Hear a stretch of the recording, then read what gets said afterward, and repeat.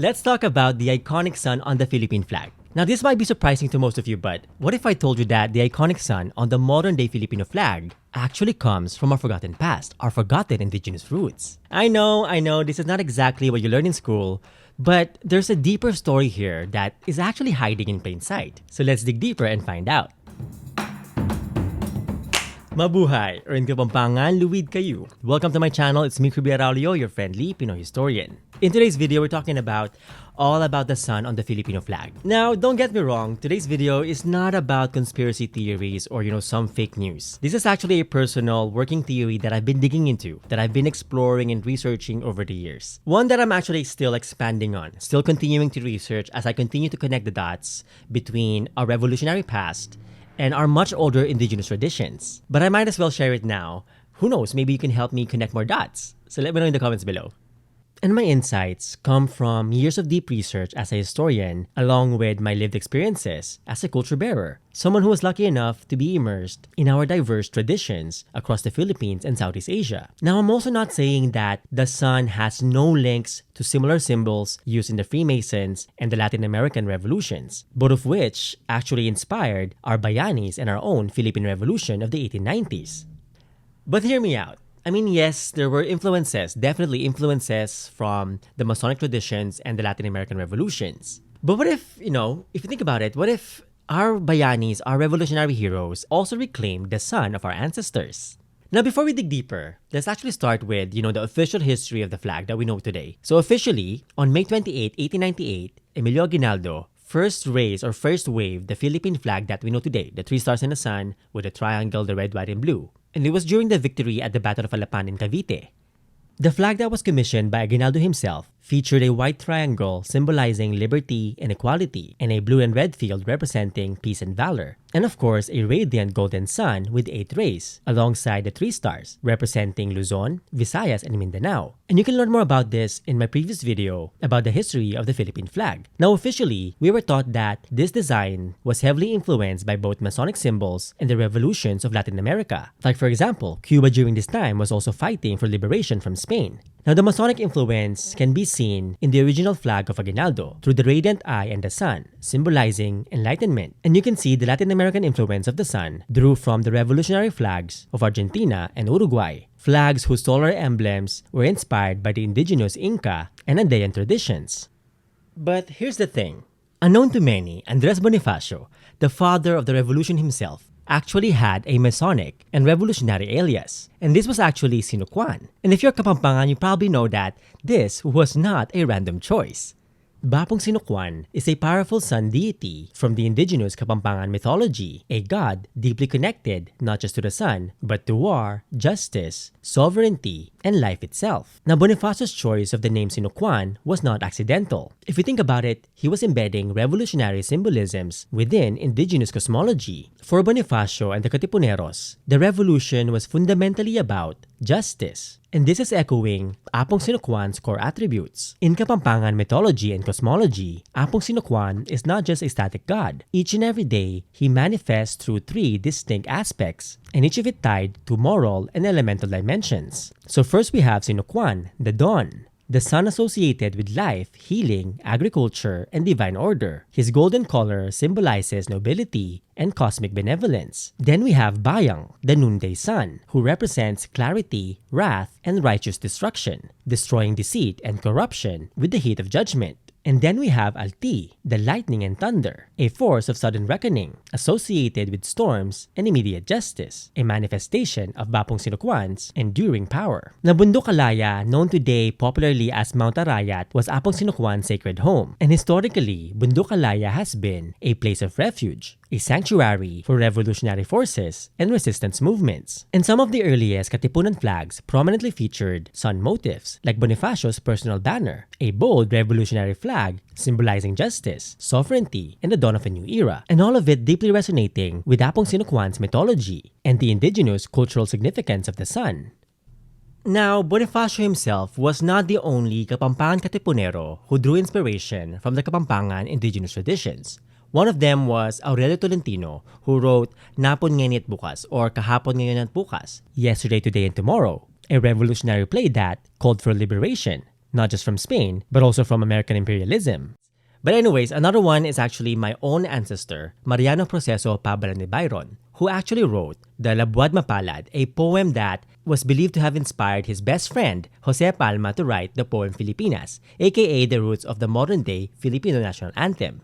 And in the closing stanzas of Labuad Mapalad, you can clearly see both the sun and the stars invoked as symbols of the revolutionary cause.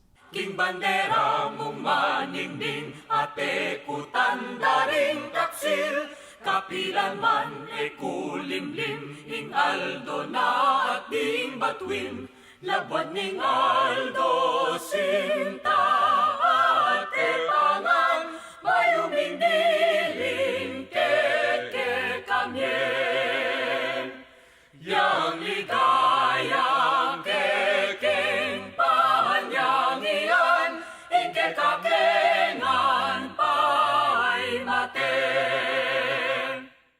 These stanzas declare that the light of the revolution, marked by the sun and the stars on the flag, is a force that exposes betrayal, and more importantly, upholds the truth. They evoke the fear that this light brings to the traitors, and the promise that no matter how dark or difficult the struggle becomes, the sun will never fade. And beyond the banner, beyond the flag, the land itself, Labuad ng Aldo, or in Tagalog, Lupa ng Araw, the land of the sun, becomes a sacred space of love and valor, a place where to lay down one's life for the motherland is embraced, not in a morbid way but as the highest expression of love for the people. Long before the so-called discovery of the Philippines, long before the rise of Filipino nationalism, our ancestors already had banners. They already had flags and symbols that embodied power, that embodied leadership, and most of all, that embodied a deeper sense of our connection to the world, to the universe. In pre-colonial Sulu and Mindanao, leaders prominently used royal banners, known as the Panji in Sulu or Pandi in Maguindanaoan, Maranao, and even in Kapampangan. These banners frequently depicted radiant suns, stars, and crescent moons, emblems to assert their divine right to rule and symbolize their connection to the universe. And it wasn't only about the official royal banners. In Maguindanao, you'd also see the pandala. These are special ceremonial banners used during rituals, important events, and celebrations. These indigenous banners or flags carry their own meanings around family, status, and spiritual beliefs, all of it woven right into the Maguindanaoan culture and everyday life. Now, this is just some of the many examples of indigenous flags and banners in pre-colonial Philippines. These banners were not simply decorations. They were powerful symbols of sovereignty and cosmic legitimacy, linking the people to celestial order and justice. Okay, so on social media, I always use this emoji of a flag as a placeholder for Kapampangan culture, for anything indigenous or pre-colonial Kapampangan, or the Kingdom of Luzon. Now, I always get called out, why are you using this emoji, since it's actually an emoji of the Mali flag from Africa. But here's the thing that most people don't know.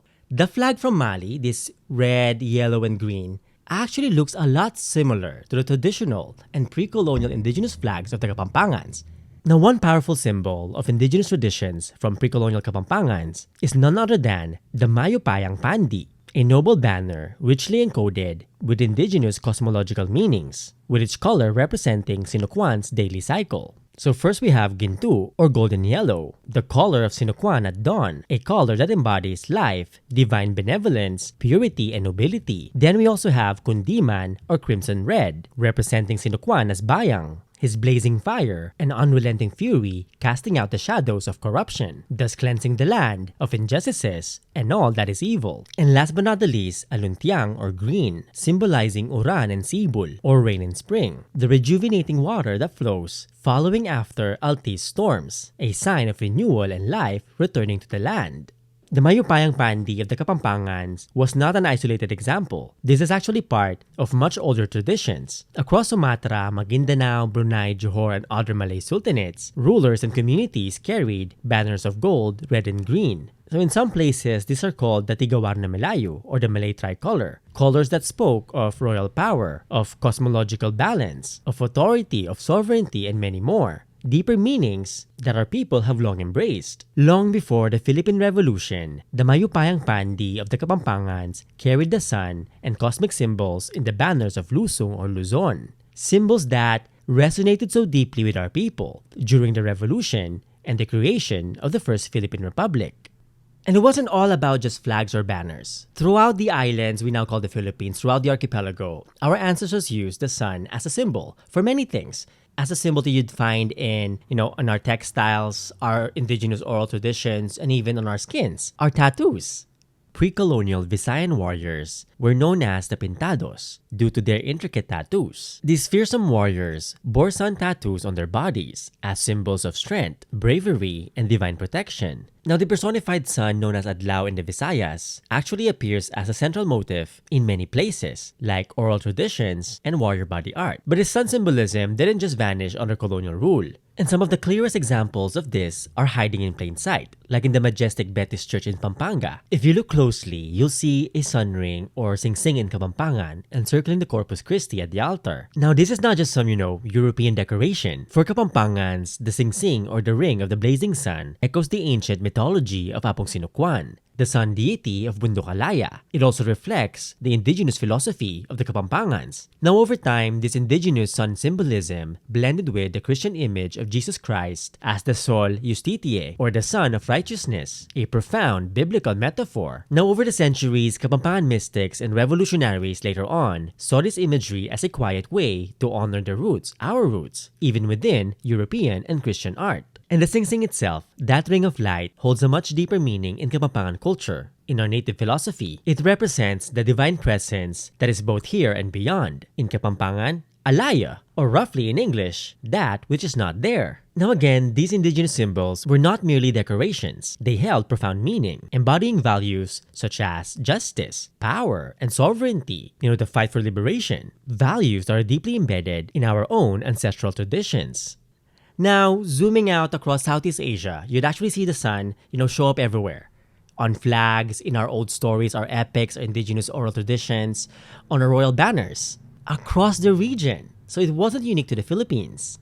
For example, the Majapahit Empire's iconic Surya Majapahit, or in English, literally, the Majapahit sun, was a sun emblem that was used on flags, coins, royal seals, and many more. Long story short, the Surya Majapahit was a potent symbol of imperial power and divine legitimacy. The eight-rayed sun of the Surya Majapahit was widely recognized across maritime Southeast Asia as an emblem of kingship and cosmic order. And seeing these ancient symbols, in person, in the ruins of the Majapahit in Indonesia is truly remarkable, truly fascinating, and really opens your eyes into the many deeper connections between our peoples, our diverse people, across our diverse islands. Now, through the centuries of trade, diplomacy, and intermarriages, we find these many shared traditions, like the reverence for the sun, for sovereignty, and for the symbols that carried much deeper meanings, sacred meanings, long before colonialism. Or as I'd like to put it, voices of our shared past that echoes beyond their time. Traditions that, resonated across maritime Southeast Asia, including our own indigenous traditions. Now, one of the most fascinating things about our history that sadly is, one of the least known fact about our people is that long before colonialism, long before the revolution, our ancestors already had civilization that was actually well known across Southeast Asia and beyond. We were often told that before colonialism, our ancestors were isolated, that they were savages that needed salvation and civilization from Europe. But then again, long before Magellan, long before the European age of exploration, our ancestors were already exploring Southeast Asia, were already trading. In fact, one of our Luzones ancestors bears a name that was already well known across the seas, a name that resonates and literally echoes the sun. For those who may not know, the Luzones people were the people from the Kingdom of Luzon or Luzon, a vast collection of semi-independent principalities, city-states, and petty kingdoms across the vast regions of what are now Central Luzon, Metro Manila, and Calabarzon or Southern Tagalog. But unknown to many, by the 1500s, the Kingdom of Luzon was predominantly Kapampangan-speaking. But of course, it also included the fast-growing Tagalog-speaking communities. Now, in the early 1500s, a Luzones trader based in Malacca, or what is now Malaysia, was recorded under the name Surya Diraja. Now, Surya means sun, and Diraja means of royal blood. indicating that Suryadiraja was no mere merchant. He belongs to the royal family, either of Melaka or that of Lusong, or even both. Now, Suryadiraja was a leading spice trader, or in the modern sense, a global business tycoon, who back then frequently sailed across China, Brunei, Luzon, Melaka, Sumatra, and more. And he exemplified how our ancestors engaged in the region's maritime networks, carrying not just goods but also the political influence and the visual language of the iconic sun. And I've actually talked about him and the Luzones extensively in a few of my books, so check them out after this video. Now let's fast forward to the 1800s, when the sun became a powerful symbol, a powerful emblem of the revolution, of the Katipunan, one that is carrying deep revolutionary meanings. For example, Andres Bonifacio's personal flag was a vibrant, bold red banner with a white sunburst front and center, along with the letters KKK. But not the KKK in the US, the kataas-taasang kagalang-galangang katipunan ng mga anak ng bayan. And this bold flag with a white sunburst symbolized justice, sovereignty, and the dawn of a new era. And like I've mentioned in my previous video about the history of the Philippine flag, during the revolution, there wasn't only just one Filipino flag, there were many. And among them, regional factions of the Katipunan have also embraced the sun on their own. And this included the Magdalo faction of Cavite that used a red flag with a white sun with 8 rays in the middle, and at the center of it was the Baybayin character Ka. And again, there are many flags within the Katipunan. For example, revolutionary flags from Pampanga and Bulacan also featured unique sunburst, designs and emblems that reflected local artistic traditions and indigenous mythologies. And many of these designs also included flame-like rays or spiral rays, which if you look closely is actually echoing how the sun was depicted in ancient tattoos, textiles, carvings, and royal banners. Now for the Katipuneros, the sun was not just simply decorative. It wasn't just an emblem on the middle of their flag for decoration. The sun actually represented justice, echoing the mythology of Apung Sinukuan. It represented sovereignty and resistance, reflecting, the Panji and other Southeast Asian symbols. And it also represented, most of all, a promise of a new dawn. This indigenous, revolutionary emblem of hope for our people. Now, speaking of hope and resistance, not everyone knows this, but we actually once had a so-called sunflower flag. So known to many, during the American period when the Philippines was under US imperialism, revolutionary symbols were aggressively suppressed, and the Flag Law of 1907 banned the display of the Filipino flag, including the banners of the Katipunan. So in response, Filipinos got creative and adapted, and this is when the so-called sunflower flag was born. And although it looked very differently in style, it kept the iconic sun alive as an enduring symbol of justice and resistance, of liberation. So think of it as a different font, but the same exact text and meaning. So even under suppression, the sun appeared in covert forms. It emerged woven into textiles or embroidered into clothing, a lasting emblem of resilience and the hope for freedom. Now, just to be clear, I'm not saying that the official history of the Philippine flag is wrong. What I'm saying is that there is more to it than meets the eye. Because the sun on the Philippine flag was not just some, hand-me-down from the Freemasons. It wasn't just some copy-paste from Latin America. In fact, long before Aguinaldo himself unveiled the Philippine flag that we know today with the iconic 3 stars and a sun, Bonifacio and the Katipuneros were already raising flags with the bright sun, the sun bright and center, carrying forward much deeper traditions of, justice, sovereignty, and liberation. It is the same sun of Sinukuan, the son of Adlao, the sun that crowned the banners of our ancestors, the sun that lived in the tattoos of warriors, the weavings of our elders, and the skies above Bundok Alaya. It is the same revolutionary sun that Bonifacio himself invoked when he called himself Sinukuan, the same sun raised in the flags of the Katipunan, a symbolic sun also revered by our diverse cousins across Southeast Asia. So long story short, the iconic sun of the Filipino flag shines with the light of justice, of life and sovereignty, of liberation, an enduring symbol drawn from our deepest cultural roots, a sun that carries many layered meanings, a benevolent light that reminds us that no matter how dark or difficult the struggle may be, this light will never fade, a golden sun radiating hope for a brighter future, a fire of liberation that will never be extinguished, a light of hope that will never be dimmed.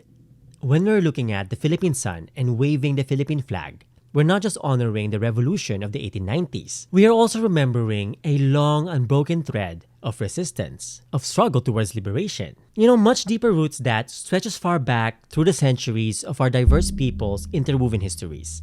And of course, the enduring legacy and the enduring wisdom of our ancestors. Because if you think about it, the sun on our flag truly embodies this indigenous sense of sovereignty, this indigenous hope for our people's liberation. And if you want to learn more about our people's histories, cultures, and everything in between, make sure to watch my other videos on my channel or grab copies of any of my books, coloring books, ebooks, and merch from the links below. Dakal pong salamat kay Kongan or in Magindanawan, syukran na binal. See you next time when Tagalog kita-kits in Kapampangan, Mikitix and in Binisaya, kita-ita.